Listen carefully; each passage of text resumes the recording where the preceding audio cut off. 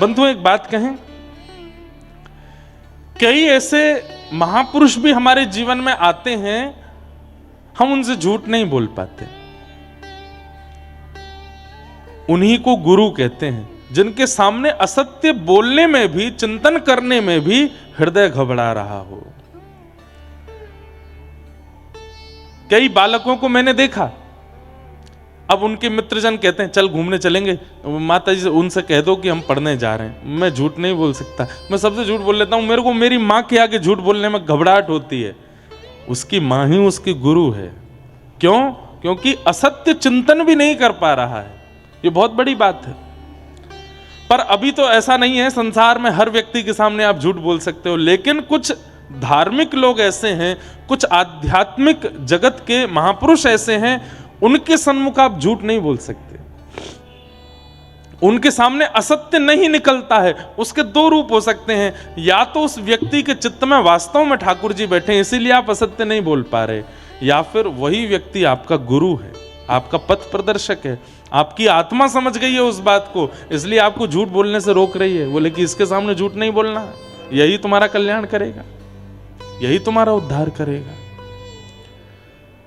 ठाकुर जी के आगे और जिस व्यक्ति के आगे आप असत्य ना बोल सको, वो परमात्मा है। भगवान का प्रथम स्वरूप है सत्य, ठाकुर जी का दूसरा स्वरूप है चैतन्य। बहुत ध्यान से सुनिएगा, जड़ नहीं है भगवान, चैतन्य है। आज पीछे खाटू श्याम जी भगवान विराजमान है, यहां पर बालकृष्ण प्रभु विराजमान है, यहां पर राम दरबार विराजमान है। अभी आप अंदर गर्भगृह में जाके स्पर्श करोगे तो आपको जड़ता का अनुभव होगा। आपको लगेगा ये धनुष जड़ है, हाथ जड़ है, मुख जड़ है, छाती जड़ है, चरण जड़ है। सब जड़ता का अनुभव कराएंगे, पाषाण का अनुभव कराएंगे। मुझे ऐसा लगता है कि ठाकुर जी हमारे साथ खेल रहे हैं। कौन सा खेल खेल रहे हैं? विष अमृत एक खेल खेलते थे हम लोग बचपन में,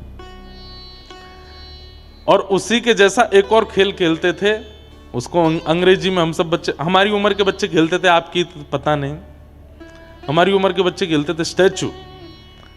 उसमें क्या 10 तक गिनती गिनो, 1 2 3 4 10 तक गिनो, और वो बालक ऐसे आंख बंद करके 10 तक गिनती गिनता था, तो पीछे उसके सब मित्र लोग अलग अलग आकृति बनाते थे, और जैसे ही 10 पूरा होता था वो पीछे मुड़ के देखता था तो सब स्थिर हो जाते थे। कोई ऐसे हो गया, कोई ऐसे हो गया, कोई ऐसे हो गया, सब अपनी आकृतियां बना करके स्थिर हो जाते।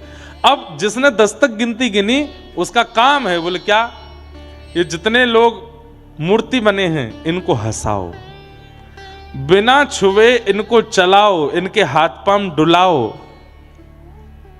मुझे लगता है ठाकुर जी भी हमारे साथ वही खेल खेलते हैं। हम 9 तक गिनती गिनते हैं, 9 महीना मातृ गर्भ में रहते हैं, और जैसे ही 9 महीना बाद प्रकट होते हैं सो ठाकुर जी स्थिर हो जाते हैं। बोले अब तू मुझे भजन के माध्यम से, कथा के माध्यम से, कीर्तन के माध्यम से, सेवा के माध्यम से, परिक्रमा के माध्यम से, कैसे भी करके मुझे चला के दिखा। और एक और बात, अगर तुमने मूर्ति बने हुए उस व्यक्ति को हिला डुला नहीं पाए तो हार आपकी है। ये मूर्तिमंत खड़े हैं, पर मीराबाई ने इनको चला दिया। ये मूर्तिमंत खड़े थे, पर गोस्वामी तुलसीदास जी ने इनको हंसा दिया। ये मूर्तिमंत खड़े थे, पर सूरदास जी ने अपने पदों से इनको रुला दिया। नरसिंह मेहता ने इनको नचा दिया। पर हम आप सब लोग आज तक इतनी उम्र निकल गई हमारी, ये आज भी ऐसे ही खड़े हैं। इसका मतलब हम हार रहे हैं, हमारी हार हो रही है, ये आज तक सचल नहीं हो पाए। ये चैतन्य ही हैं, पर जड़ता का खेल खेल रहे हैं हमारे साथ में। और मानो हमें कहते हैं कि तुम कर सको तो मुझे चला के दिखाओ, मुझे डुला के दिखाओ, तुमको चैलेंज है। पर इनकी जीत हो रही है, इनकी विजय हो रही है, ये जीतते ही जा रहे हैं और हम हारते जा रहे हैं। आज तक इतना समय निकल गया, अभी तक भी इनको चला फिरा नहीं पाए। नरसिंह मेहता, आहा, ऐसे कीर्तन में तल्लीन रहते थे। उनके पिताजी का श्राद्ध होना था, नरसिंह मेहता जी के। बड़े भाई ने घर से निकाल दिया था नरसिंह मेहता जी को, तो नरसिंह मेहता जी बोले बड़े भैया ने तो निकाल दिया, तो मैं अपने पिता का श्राद्ध स्वयं कर लेता हूं। नरसिंह मेहता अपने कुल पुरोहित के पास गए तो कुल पुरोहित बोले कि भैया हमने तो तुम्हारे बड़े भैया को बोल दिया कि हम सब तो उनके घर जाएंगे प्रसाद पाने। सब लोग ध्यान से सुनना, और एक बात बोलूं, एक पुण्य का काम और है इस जगह पे कथा सुनना। अगर बगल वाला सो जाए तो कोहनी मार के उठा दो, बहुत बड़ा पुण्य मिलेगा आपको। अभी तक कोई सोया नहीं है, अभी तक तो सब बढ़िया ही है, पर यहाँ की हवा ऐसी है, यहाँ पे अभी भी ठंडक है, अभी भी बहुत बढ़िया माहौल है, यहाँ पे शुद्ध वायु चल रही है, आसपास पूरा जंगल प्रदेश है, और सुबह सुबह की कथा है। बाल भोग करके निद्रा आना स्वाभाविक होगा, इसलिए बगल वाला सोवे तो आप पूरी ताकत से कोहनी मार के उसको उठा सकते हो। उसको लग जाएगी तो भी आपको दंड नहीं मिलेगा, आपको पुण्य मिलेगा, आपने उसको सोते हुए को उठाया है। इसलिए कोई सो जाए तो उसको उठा देना। हाँ, तो नरसिंह मेहता, बहुत ध्यान से सुनिएगा, भाई ने घर से निकाल दिया, कुल पुरोहित के पास गए तो कुल पुरोहित जन भी सब बड़े चिढ़ते थे, ब्राह्मण जन भी, ये नागर वंशीय ब्राह्मण थे तो ब्राह्मण भी इनसे बड़े चिढ़ते थे। क्यों? बिना वेद शास्त्र पढ़े, बिना कुछ भजन, बिना कुछ विद्वत्ता की बात किए इतनी भीड़ क्यों लगी रहती नरसिंह मेहता के पास, इसलिए वो भी जलते थे। नरसिंह मेहता ने कुल पुरोहित से जाके कहा मेरे पिता का श्राद्ध है, आप प्रसाद पाने आओगे? तो कुल पुरोहितों ने भी कह दिया कि हम तो तुम्हारे बड़े भैया के यहां जाएंगे, उन्होंने हमको पहले निमंत्रण दिया है, तुम अपनी व्यवस्था कुछ और करो। तो नरसिंह मेहता बेचारे ढूंढने लगे अब मेरे यहां कौन ब्राह्मण आएंगे। किसी अन्य ब्राह्मण के पास गए तो उसने मन में विचार किया कि नरसिंह मेहता को इतनी बड़ी व्यवस्था बता दो कि अपने आप मना कर दे। क्या व्यवस्था बताई? बोले कि देखो नरसिंह, तुम्हारी छवि जो है वो पूरे जूनागढ़ में खराब हो गई है, पिता का श्राद्ध है और छवि बनाने का भी एक बढ़िया समय है। तो बोले क्या करना है? बोले तुम जितने ब्राह्मण हैं सबको निमंत्रण दो। नरसिंह मेहता बोले आप जाके सबको बोल दो, मुझे कोई दिक्कत नहीं, मैं सबको प्रसाद पवाऊंगा। नरसिंह मेहता ने सोचा 200-300 ब्राह्मण होंगे, और उस ब्राह्मण ने जाके 4000 परिवारों को निमंत्रण दे दिया। नरसिंह मेहता बेचारे बड़े सामान्य से थे, इतनी ज्यादा व्यवस्था उनके पास थी नहीं। मैं एक बात इसलिए सुना रहा हूं कि उन्होंने जड़ ठाकुर जी को चैतन्य कर दिया नरसिंह मेहता जी ने। कैसे? 4000 ब्राह्मणों को निमंत्रण दे दिया। नरसिंह मेहता ने घर जाकर के पत्नी से कहा 200-300 ब्राह्मण आएंगे, तुम प्रसाद की व्यवस्था करो। हैं 200-300 ब्राह्मण? यहां पे 2 लोगों के प्रसाद की व्यवस्था नहीं, घर में तुम 200-300 ब्राह्मणों को निमंत्रण दिया है। वैकुंठ में बैठे बैठे द्वारिकाधीश रुक्मणी जी से कह रहे हैं, बोले 200 नहीं है, 4000 आने वाले। रुक्मणी जी मेरा नरसिंह फंस गया। रुक्मणी जी बोले अब क्या होगा? बोले देखो आगे क्या होता है। नरसिंह मेहता जी बोले देवी 200 ब्राह्मणों की प्रसादी बनाओ। बोले कहां से बनेगी, हमारे यहां व्यवस्था नहीं। बोले मैं एक काम करता हूं, एक सेठ जी हैं वो मेरा कीर्तन कराते हैं, मुझसे बहुत प्रेम मानते हैं, मैं उनके यहां से थोड़ा कर्जा ले आता हूं और उससे हम 200 ब्राह्मणों का भोजन करा देंगे, जाओ। नरसिंह मेहता जी सेठ जी के पास गए, सेठ जी से जाके बोले हमको 200 ब्राह्मणों का प्रसाद कराना है, कुछ कर्जा दे दो आप, हम ब्याज सहित लौटा देंगे आपको। सेठ जी बोले देखिए नरसिंह मेहता जी, हमको ब्याज नहीं चाहिए और आप यदि नहीं भी लौटाओगे तो भी चलेगा, लेकिन बदले में हमको कुछ दे दीजिए। बोले क्या? बैठ के कीर्तन सुना दो। आप कीर्तन इतना अच्छा करते हैं, थोड़ी देर कीर्तन सुना दो, हम दक्षिणा के रूप में इतना धन देंगे कि 200 ब्राह्मणों का भोजन हो जाएगा। नरसिंह मेहता बोले मैं कीर्तन तो सुना दूंगा, पर कीर्तन करते करते करते करते जब मैं भाव में चला जाता हूं तो मैं कितने घंटे हो गए, कितने दिन निकल गए, मैं भूल जाता हूं। और आज शाम को ब्राह्मणों का भोजन होना है, मैं ऐसा नहीं हो कि कहीं मैं तल्लीन हो जाऊं कीर्तन में। सेठ जी बोले चिंता मत करो, आप तल्लीन हो गए, मैं तो आंख खोल के रहूंगा, थोड़ी देर बाद आपको हिला दूंगा कि जाओ ब्राह्मण आ गए, घर पे भोजन कराओ। नरसिंह मेहता बोले देख लेना, ध्यान रखना मेरा। बोले हाँ ठीक है। उठाए करताल, नरसिंह मेहता ने जैसे कीर्तन शुरू किया, सोचिए नरसिंह मेहता तल्लीन होते होंगे तो क्या सुनने वाले नहीं होते होंगे? ऐसे भाव में गए, ऐसे भाव में गए कि वो भी डूब गए, सेठ जी भी डूब गए, सुनने वाले जो 10, 15, 20 लोग थे वो भी डूब गए, बाहर के गांव के लोग आए वो भी डूब गए। कीर्तन चलते चलते चलते चलते 13, 14, 15, 20 घंटे तक कीर्तन चलता रहा। यहां ब्राह्मणों के आने का समय हो गया। पत्नी बाट देख रही है कि वो 200 ब्राह्मणों के भोजन की सामग्री ला रहे होंगे। रुक्मणी जी बोली अब तो नरसिंह मेहता की और निंदा होगी, अब तो इनको जूनागढ़ से भी निकाल देंगे, ऐसा लगता है आज जो अपराध होने जा रहा है। ठाकुर जी बोले मैं नहीं देख पा रहा हूं, तुम बैठो मैं जाता हूं। और महाराज नरसिंह मेहता का रूप धारण करके ठाकुर जी आ गए जूनागढ़ में। और ठाकुर जी तो अक्षय पात्र लेकर के चलते हैं। 200 ब्राह्मण क्या, तुम 2 लाख आ जाओ, सबको भोजन पवा देंगे। पत्नी के पास पहुंचे, नरसिंह मेहता की पत्नी से जाके कहा जल्दी जाओ प्रसादी बनाओ। और देवी सुनो, वो थोड़ी एक बदलाव आया। बोले क्या? 200 ब्राह्मण नहीं है। बोले तो कितने हैं? 300। बोले नहीं नहीं नहीं, नहीं 4000 है। 4000 इनका कैसे बनेगा? अरे बनाते हैं ना, तुम भी लगो मैं भी लगता हूं। ठाकुर जी अमनिया कर रहे हैं, मिर्च काट रहे हैं, सब्जी काट रहे हैं, टमाटर काट रहे हैं, अमनिया कर रहे हैं। पत्नी छोंक लगा रही है, उसको तो लग रहा है नरसिंह मेहता ही है। और नरसिंह मेहता कहा, वो तो वहां कीर्तन कर रहे हैं बैठ करके सेठ जी के यहाँ।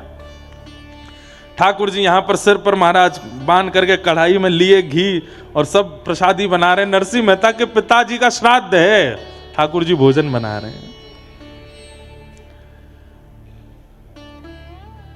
क्षण भर में तो सब सामग्री बनती चली गई। पत्नी बोली आज बड़ा आश्चर्य हो रहा है, इतनी जल्दी इतनी सारी सामग्री कैसे बन गई? बोले देवी इस पर बाद में चर्चा करेंगे, ब्राह्मण आ रहे हैं, चौका लगाओ बढ़िया गोबर का और थाली आदि सजाओ, सबको प्रसाद पवाना है। 4000 ब्राह्मण मन में सोचते आ रहे थे आज नरसिंह मेहता हमको प्रसाद नहीं पवा पाएगा और ये हमको बहाना मिल जाएगा नरसिंह मेहता को नगर से निकालने का। लेकिन वहां जैसे ही पहुंचे सबके चरण धो धो करके ठाकुर जी ने आसन पर बैठाया। 4000 ब्राह्मण एक ही पंगत में बैठा दिए और सबके सामने ठाकुर जी एक फेंटा कमर पे बांधे, एक फेंटा सिर पे बांधे। पसीना आ रहे हैं, ठाकुर जी धोते जामे, हाथ मांजे, सबको साग परोसे, सब्जी परोसे। 4-4 प्रकार की सब्जी, 2-2 प्रकार की पूड़ियां, 3-3 प्रकार के मिष्ठान, एक रायता, बढ़िया सामग्री, ऐसा पवाया महाराज, ऐसा पवाया। ब्राह्मण बोले ए नरसी, हाँ कोई सेठ वेठ ने करी है क्या व्यवस्था? नहीं नहीं, सब आपकी कृपा है, आप सब ब्राह्मणों की कृपा है, आप लोग पाइए। प्रसाद पाकर के ब्राह्मण इतने तृप्त हो गए, इतने तृप्त हो गए कि मन से आशीष निकल रहा था, लेकिन जलन थी ना मन में। बोले भैया भोजन तो बहुत अच्छा पवाया नरसिंह मेहता ने, लेकिन हम लोगों को इसको नगर निकाला करना है, भोजन से काम थोड़ी बनना है। अब तो दक्षिणा की बाड़ी है, कुछ नहीं दे पाएगा। 4000 ब्राह्मणों को क्या देगा? नरसिंह मेहता दौड़ करके भीतर गए। ठाकुर जी थे, नरसिंह मेहता थोड़ी थे। पत्नी से कहा देवी चलो दक्षिणा बांटें। बोले क्या देंगे दक्षिणा में? बोले सब व्यवस्था है, चिंता मत करो। एक बैलगाड़ी भरी रखी थी, कपड़ा हटाया, उस पर छोटी छोटी पोटलियां थी, पत्नी को देते जाओ। बोले तुम बांटती जाओ सबको। बोले इसमें है क्या? बोले कुछ नहीं है, तुम देते जाओ। पत्नी ने धीमे से पोटली खोल के देखी तो हर पोटली में 12-12 सोने की मोहर और 4000 ब्राह्मणों को बंटवाई। ब्राह्मण भी पोटली हाथ में लें तो हे नरसिंह क्या पत्थर भर के दिए हैं क्या? नहीं नहीं, सब आपकी कृपा है, आपका अनुग्रह है। ब्राह्मणों ने जब खोल करके देखा, आज तक भोजन के निमंत्रण में 1 पैसा मिलता था तो ब्राह्मण फूले नहीं समाते थे कि 1 पैसा मिला हमको, सबसे बड़ी दक्षिणा है 1 पैसा। आज क्या मिला? 12 सोने की मोहर।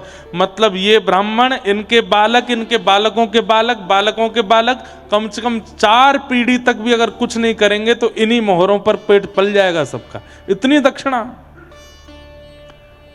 देख करके सब ने तो भैया नरसिंह मेहता और पत्नी दोनों को एक साथ बैठा करके ब्राह्मणों ने स्वस्ति वाचन किया, ऊपर अक्षत डालने। अरे नरसिंह मेहता जी, मैं तो कहता हूं नरसिंह मेहता जी के पिता कितने भाग्यशाली कि उनके श्राद्ध में ठाकुर जी ने भोजन बनाया, अपने हाथ से पवाया।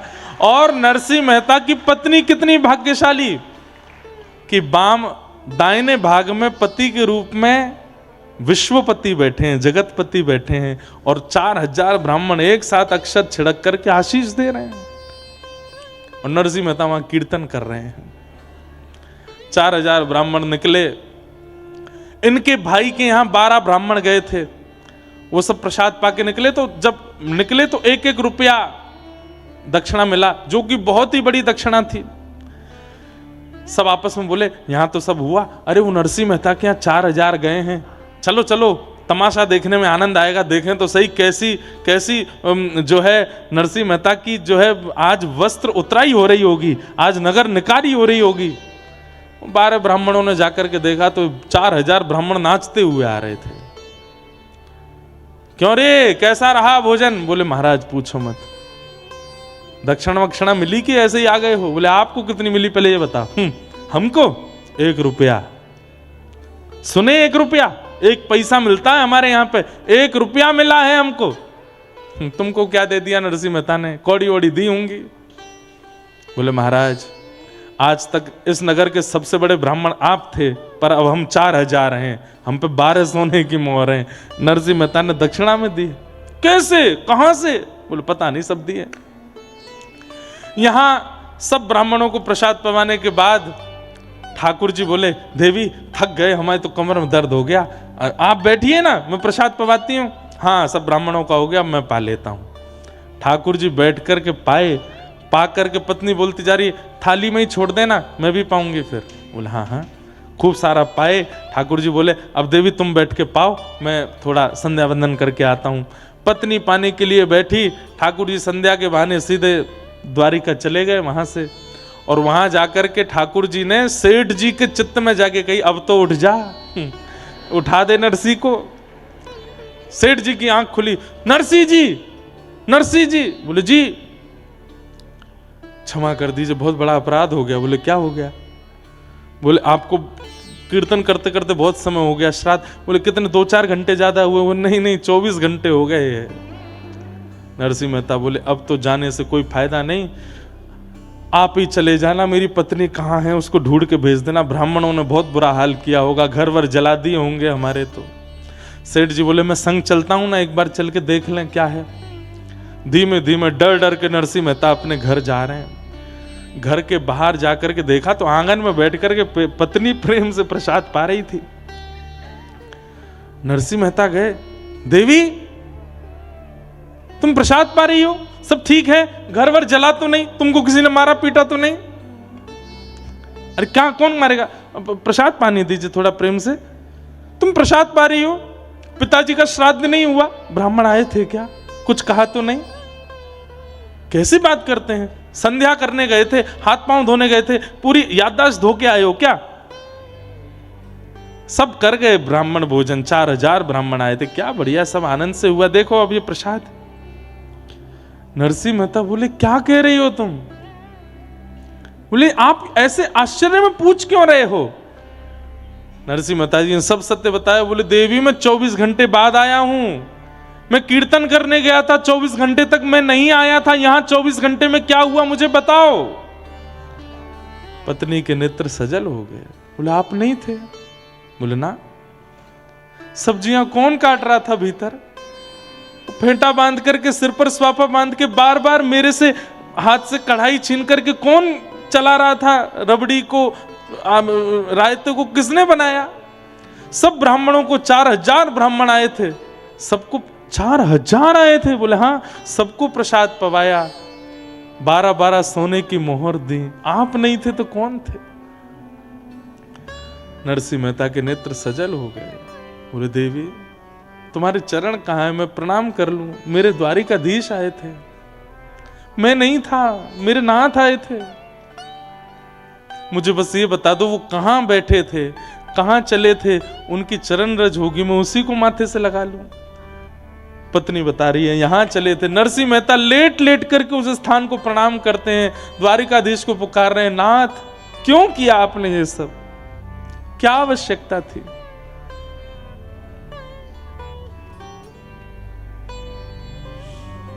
अद्भुत हैं ठाकुर जी। नरसिंह मेहता के सब भाव करके गए। ये बात मैं क्यों कह रहा हूं? हमारे लिए आज भी वो जड़ ही हैं, पर नरसिंह मेहता थे जिनके लिए वो चैतन्य हो गए। मीराबाई थी जिनके लिए वो चैतन्य हो गए। सक्कूबाई थी जिनके लिए वो चैतन्य हो गए। चैतन्य आज भी होने को तैयार बैठे हैं, पर मेरी और आपके भजन में, भाव में, स्वभाव में सामर्थ्य नहीं बची है उनको चैतन्य करने की, इसलिए आज भी जड़वत बैठे। हम लोग कभी सेवा करते हैं, हमारे लड्डू गोपाल लुढ़क जाते हैं, हाथ से धरती पर गिर जाते हैं, उन्हें चोट नहीं लगती होगी, लगती है, पर हमारे अंदर जड़ बुद्धि है, हमारी जड़ भावना है, इसलिए वो जड़ ही रहते हैं। वो चैतन्य हो जाए, वो चैतन्य हो जाए, ऐसी भावना रखो।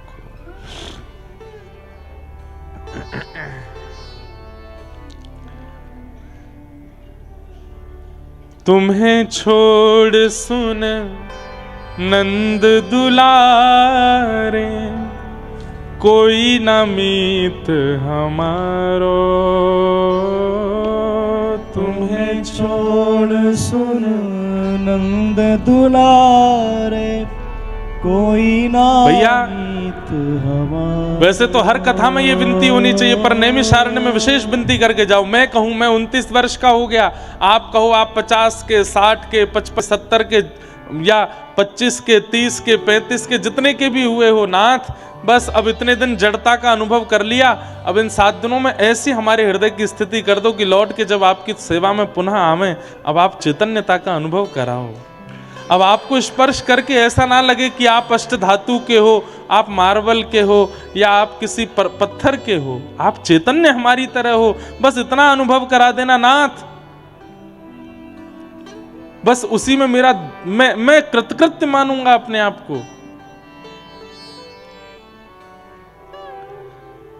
तुम्हें छोड़ सुन नंद दुलारे, कोई ना मीत हमारो। तुम्हें छोड़ सुन नंद दुलारे, कोई ना मीत हमारो। किसके द्वारे जाए पुकारूं, और न कोई सहारो।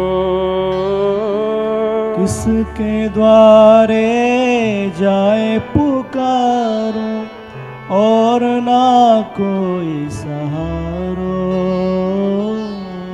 एक बार हृदय से लगा लो, ओ मेरे प्रियतम।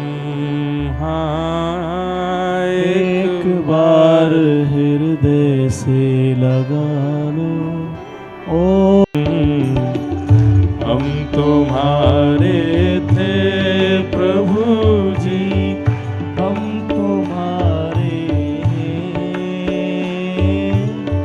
हम तुम्हारे ही रहेंगे, ओ मेरे प्रियतम।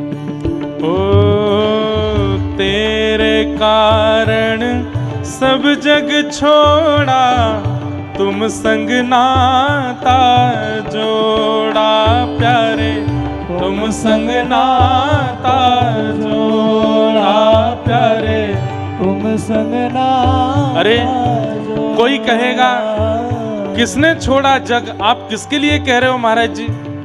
भैया हम लोग इतने आसक्त जीव हैं, एक क्षण के लिए नहीं छोड़ सकते। अरे 7 दिन के लिए ही सही अपना घर व्यापार छोड़ के आए हैं ना नैमिषारण्य, यही छोड़ना ही बहुत बड़ी बात है। कलिकाल में इतना भी नहीं छोड़ सकता व्यक्ति, कह सकते हैं हम लोग।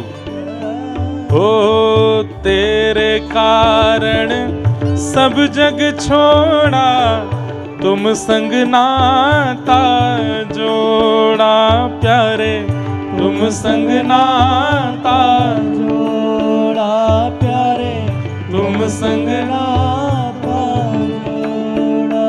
ओ एक बार प्रभु हंस के कह दो, तू मेरा मैं तेरा प्यारे, तू मेरा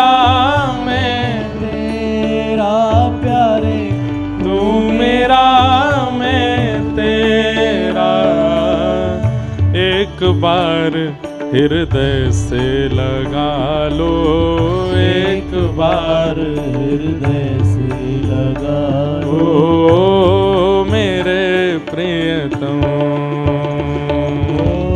एक बार हृदय से लगा लो।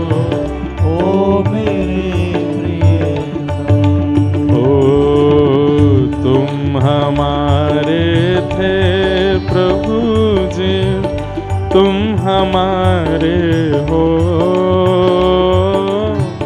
तुम हमारे रहोगे, ओ मेरे प्रियतम। तुम हमारे थे प्रभु जी, तुम हमारे हो, तुम हमारे रहोगे, ओ मेरे। श्री राधा गिरधर लाल की। करताल बजा के गाओ।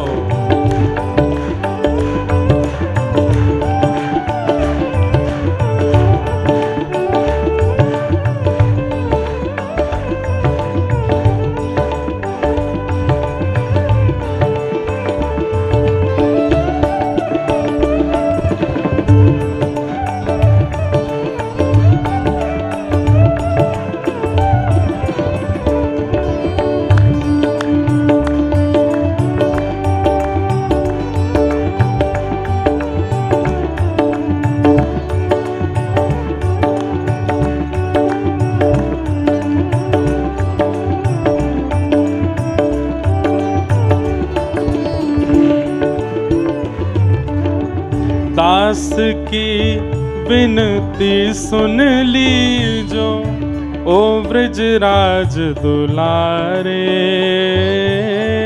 दास की विनती सुन लीजो, ओ ब्रजराज दुलारे। दास की विनती सुन लीजो, ओ ब्रजराज दुलारे। दास की विनती सुन लीजो, ओ ब्रजराज दुलारे। आखिरी आश यही जीवन की पूर्ण करना प्यारे। आखिर आस यही जीवन की पूर्ण करना प्यारे। ओ अब तो आके बाह पकड़ लो, अब तो आके बाह पकड़ लो, ओ मेरे प्रियतम। हाँ अब तो आके बाह पकड़ लो, ओ मेरे प्रियतम। ओ तुम हमारे थे प्रभु जी, तुम हमारे हो, तुम हमारे रहोगे, ओ मेरे प्रियतम। तुम हमारे थे प्रभु जी, तुम हमारे हो, तुम हमारे रहोगे, ओ मेरे प्रिय। राधे राधे गोविंद गोविंद, राधे राधे राधे गोविंद। हे राधे राधे गोविंद गोविंद, राधे राधे गोविंद गोविंद राधे। हरि गोविंद राधे गोपाल राधे। गोविंद राधे गोपाल राधे। हरि गोविंद राधे गोपाल राधे। गोविंद राधे गोपाल राधे। हरि गोविंद राधे गोपाल राधे। गोविंद राधे